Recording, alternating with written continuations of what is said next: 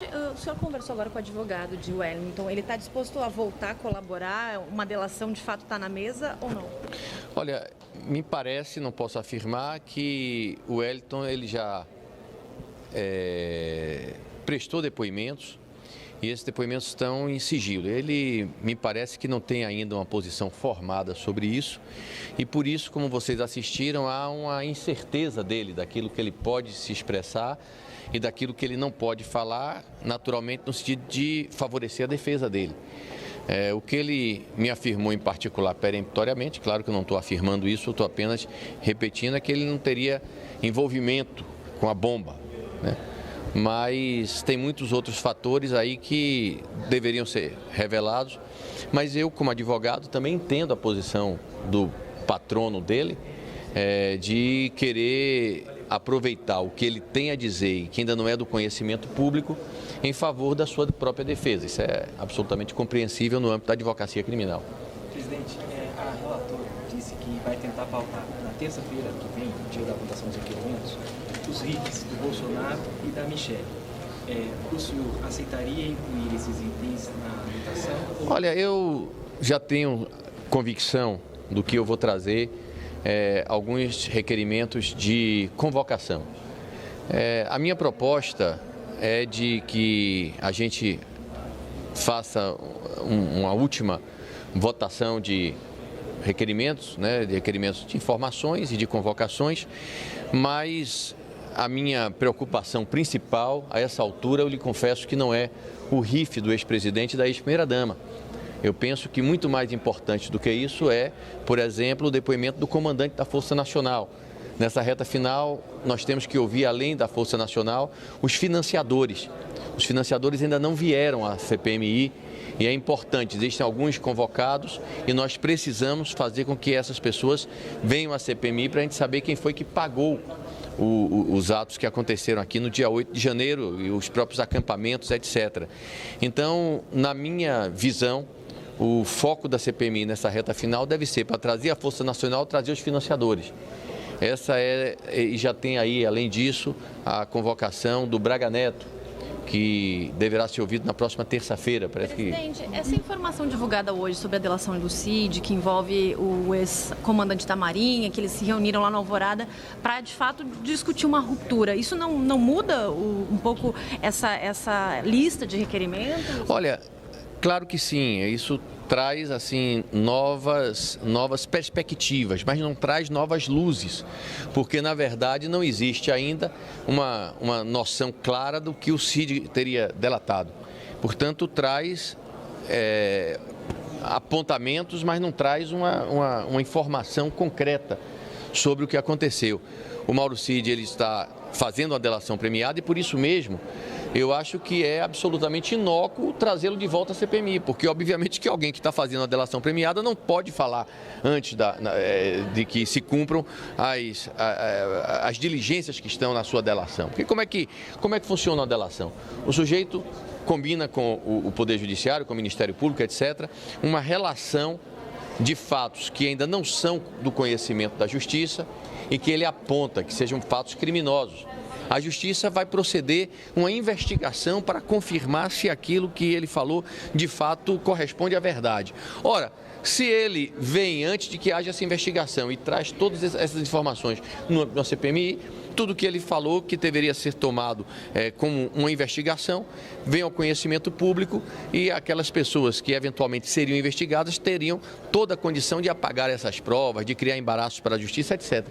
Portanto, quem está em delação premiada, obviamente que não pode comparecer a uma CPMI e trazer informações e por isso eu tenho certeza que se o Cid fosse trazido hoje à CPMI, ele ficaria peremptoriamente calado sob pena de anular tudo que ele está fazendo aí em colaboração premiada. Mas ainda mudou de ideia, porque na semana passada o senhor tinha dito que talvez a nova data da reconvocação do Cid saísse até nos próximos dias. Pois e é. Essa relação já tinha sido firmada.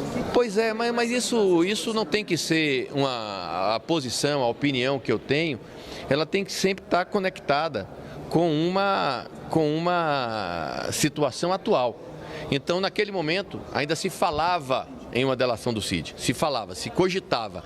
Agora, as conversas são muito mais incisivas e concretas, né? Inclusive, como foi dito aqui agora, já com informações, inclusive, do que estaria na delação. Então é outra realidade. Eu realmente entendo que quem está em delação não tem como falar. O Guarnier, e trazer o Guarnier, porque o Guarnier, antes da posse, presidente, ele falava para nós que não ia aceitar a troca de comando, ou seja, ele não tinha nenhum constrangimento de dizer que não ia haver troca de comando. Pois é uma possibilidade. Eu concordo com você que é uma possibilidade. Eu garanto a vocês que na terça-feira apresentarei uma lista de requerimentos para serem apreciados. Espero que esses requerimentos sejam aprovados. Acho que é muito importante o papel de vocês da imprensa agora, para inclusive mostrar claramente que quem quer uma investigação não pode querer investigação só de uma banda e deixar outra banda de lado. Quem faz uma investigação tem que investigar tudo.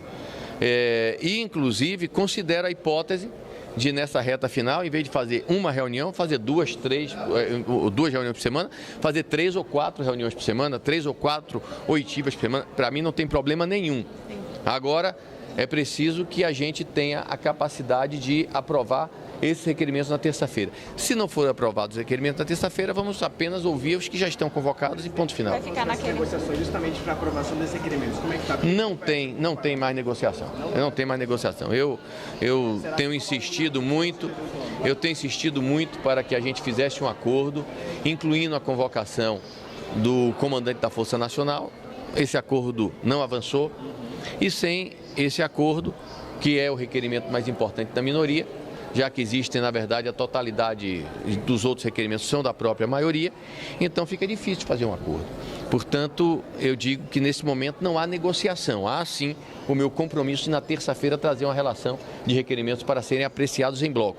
Ou aprova tudo, aí surgiram coisas novas, não sei se 6, se 8, mas em torno disso aí, 6, 8. E aí você vai decidir se o Guarnier vai estar ou não? Isso. E não tem aquela divisão mais? Não vai ter divisão, é o tudo ou nada, né?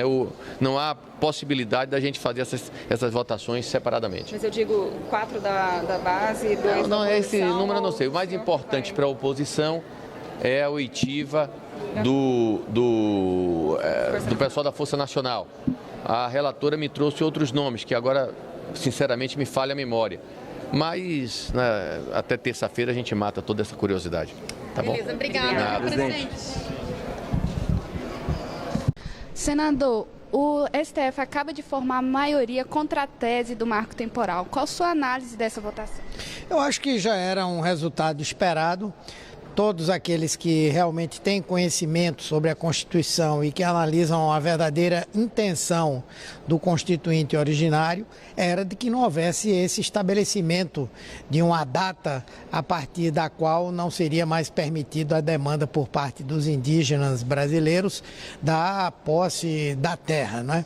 E, portanto, eu acho que agora se estabelece a leitura adequada sobre o que a Constituição quis fazer e perdem um sentido vários projetos e propostas que queriam atropelar a Constituição para fazer com que não valesse aquilo que a Constituição prevê. Em relação ao projeto que está aqui no Senado? Bom, esse projeto vai muito mais além do que o marco temporal. Mas com essa decisão, boa parte dos artigos que estão ali propostos, eles perdem completamente a razão de ser. Então, acredito que é um projeto que tende, na minha avaliação, a perder relevância, a perder sua importância, e a insistência na votação terminará produzindo uma ação direta de inconstitucionalidade e, com isso, perde o sentido também por outras vias. Obrigada, senador.